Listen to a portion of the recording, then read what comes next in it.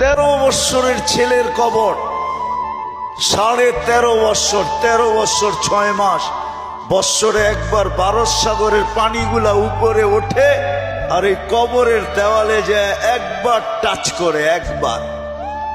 একদিন টাচ করে, আর বৎসরে দ্বিতীয় দিন টাচ করে না। কিতাবি কথা বলতেছিলাম, আমি জিজ্ঞাসা করছি কমরু আইল্যান্ডে কেন টাচ করে, আমরা বলতে পারবো না। তা আমি বলছি কিতাবি কথা না, আমার বিবেক বলে বৎসরে একবার যখন আসে ভারত মহাসাগর মনে হয় আল্লাহকে বলে, আল্লাহ মদিনা মুনাওয়ারায় যে রওজায়ে আতহারে চুমা খাওয়া আমার পক্ষে সম্ভব না, কিন্তু মুহাম্মদ ইবনে উসমান ইবনে আফফান, উসমান রাদিয়াল্লাহু তাআলা আনহুর ছেলে,